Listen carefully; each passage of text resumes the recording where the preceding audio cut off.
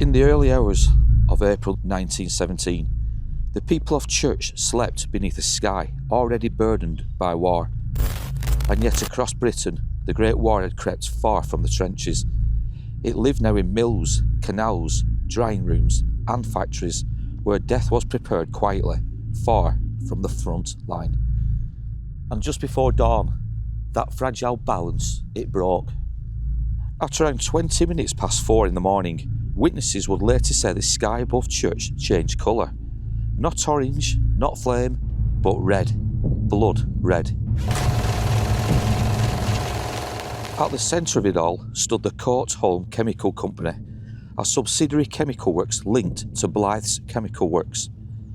The plant manufactured explosives or explosive precursors such as those derived from picric acid and TNT. The works were pressed tightly between Bridge Street and the slow black water of the Leeds to Liverpool Canal.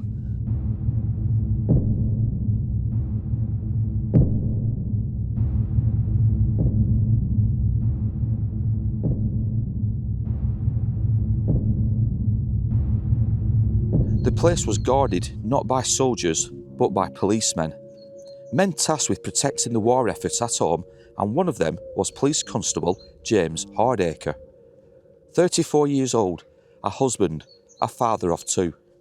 The night of the 28th of April 1917, and Police Constable Hardacre, he was at work with a fellow police constable by the name of Herbert Bradbury. The factory lay quiet, the kind of silence that hides danger rather than peace. But just after 4 o'clock, Bradbury stood near the gates, speaking with fireman James Hayes. Then they heard it.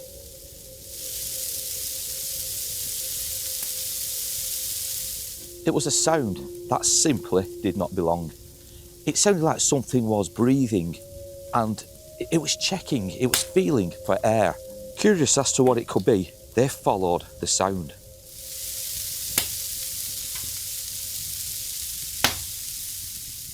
Now inside one of the drying rooms, flames had begun to take hold. But this was going to be no ordinary fire. These rooms held chemicals and explosives meant to tear bodies apart on foreign soil.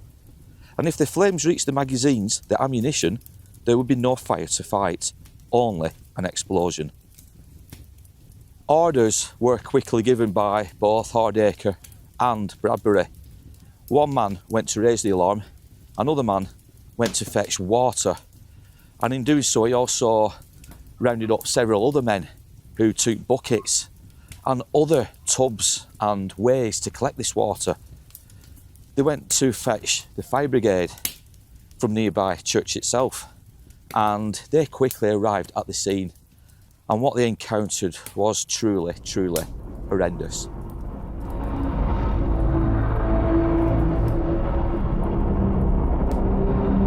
Fire began spreading from building to building, heat filled the air and smoke erased the brick walls, and PC James Hardacre made a single choice. He ran into the burning property, not once but twice.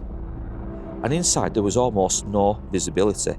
The air burned the lungs and the walls trembled. Hardacre reached one magazine of explosives. He removed it. He carried it outside. And then he turned back. He knew what would happen if the other magazines went up. He knew the streets nearby were filled with sleeping families. But he went back anyway. Within a few moments of Hardacre entering the building for the second time, another munition exploded. It detonated. And this time it took the entire building in which Hardacre was in with it. Smoke billowed the skies, a yellow sulphur-looking smoke at that. It was like the night sky had simply split open.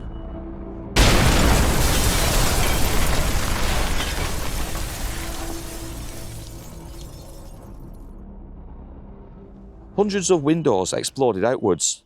Nearby homes were ripped open by flying glass and debris. Boats on the canal were damaged, machinery yards ignited.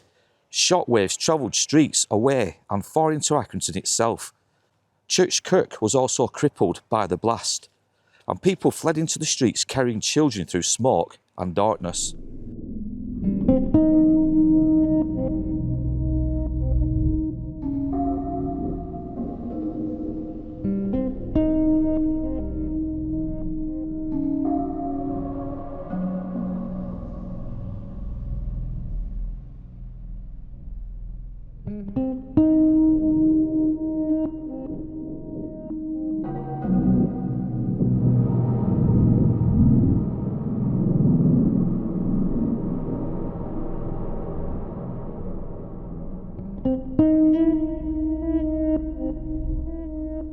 Where Courtholm's chemical mill once stood was pretty much directly in front of us, now replaced by these ugly, awful looking grey, soulless buildings.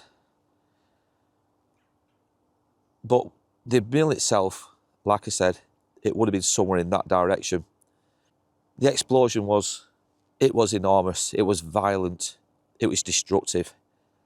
And some say it could be felt for up to 1.5 miles, up to 2 miles away. The blast range itself, up to 2 miles away, further back in Accrington. There was talk of windows on Abbey Street being shattered from the blast itself. There were 2 large craters left where the buildings once stood, and yet PC James Hardacre, he was somewhere still inside that factory.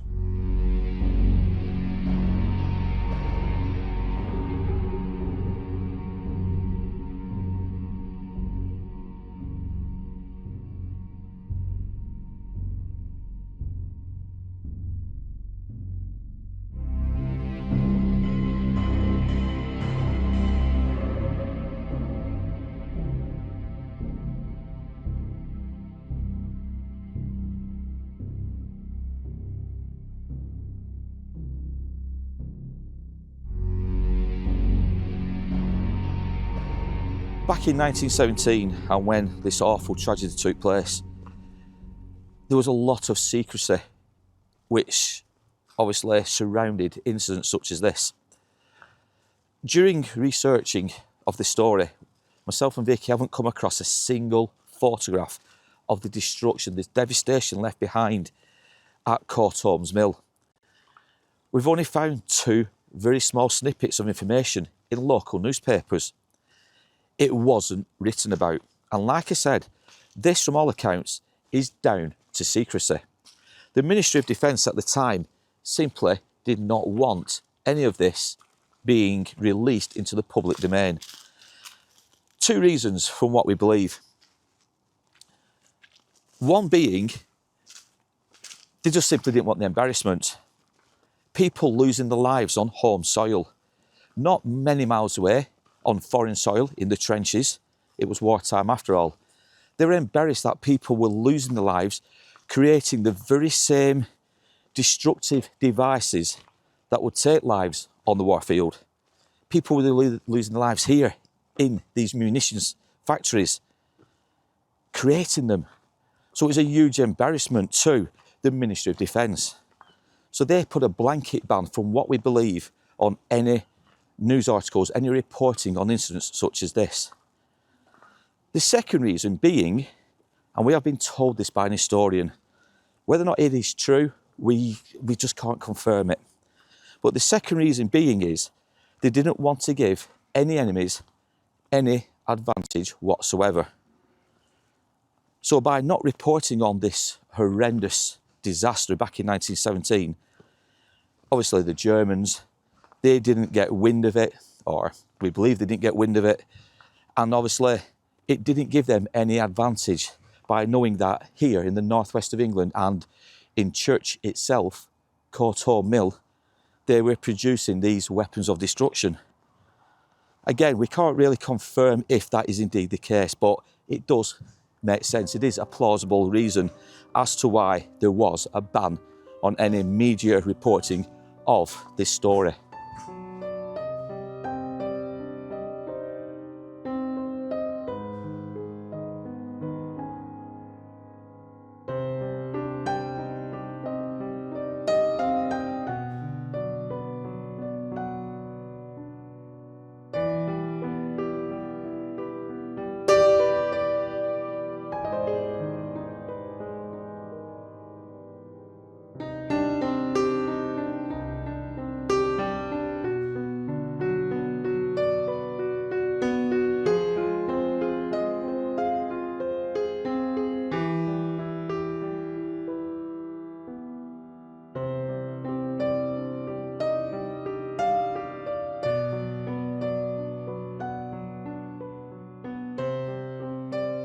When rescuers finally entered the wreckage, they found him beneath a collapsed wall. He had not run, he had stayed. And the investigation soon revealed one final discovery: a third magazine, untouched. It would appear that James Hardacre, he had sealed a door to contain the fire.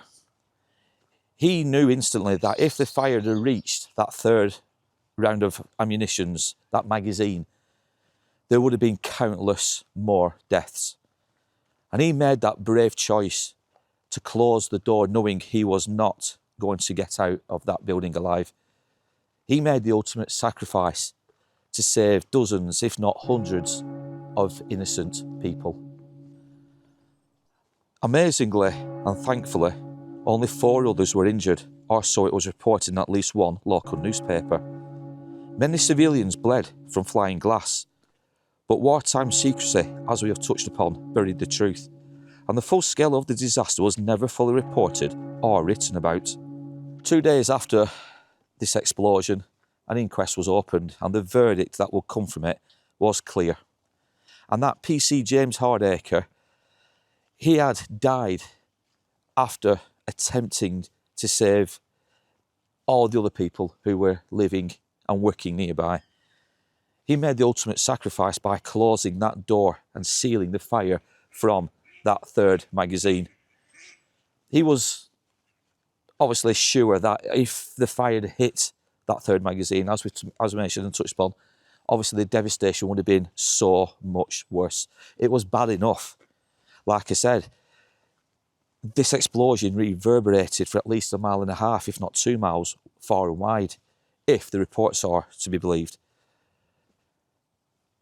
It is surprising also that only 4 people were injured. As far as we are aware, there are no other reported deaths from this explosion, this travesty. PC Bravery himself was badly injured, and he didn't return to work for several weeks, if not a few months after the event. Firemen were also injured, obviously, in the flying debris, but no other reported deaths. And this all comes down to the bravery and that fatal decision that PC James Hardacre himself made. He probably only had seconds to think of what he had to do, or was going to do, or what he was prepared to do to save others. A few split seconds, just think about that. It must have been absolutely horrendous knowing that if he closed that door, the chances of him coming out alive were pretty much non-existent. So this is what true bravery is, and this is what these upcoming stories are all about. We're going to be talking about people such as PC James Hardacre and the bravery that they did on the front line, you know, in extreme circumstances and situations. These stories need to be retold, and James Hardacre just epitomises everything about the bravery that these people, these frontline workers, the bravery that they do and undertake on a daily basis. The jury also went on to recommend that the factory should never be rebuilt. But unfortunately, we cannot find any conclusive proof that this was ever the case. Honours followed, with PC James Hardacre being awarded the King's Police Medal for gallantry, and the firemen who bravely attended the scene went on to receive OBEs. But medals do not raise children.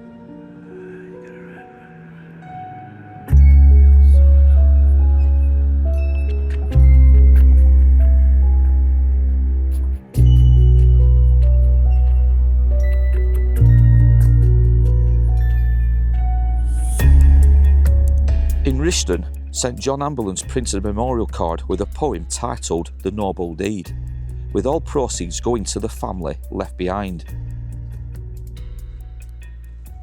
James Hardacre, well, he left behind a wife and 2 young children, and his funeral took place over in Ulverston, his hometown, his place of birth, on May the 2nd, 1917. 34 years old, killed not by an enemy soldier, but by a war that had come home. PC Herbert Bradbury, he returned to the streets after several weeks of recuperation, having sustained injuries due to that explosion. He went on to live a relative normal way of life up until his death in 1943. He was buried in Farnworth Cemetery on the 7th of August. He was just 63 years of age. Today the blast is remembered simply as the Canary Islands explosion. The explosion having released a yellow tinted chemical contamination which reportedly left everything in the vicinity with a yellow hue. But names often soften the truth. This was episode 1. There will be others, different places, different years, but the same outcome. They went out to protect others and they did not come home. Police Constable James Hardacre, 1917, killed in the line of duty.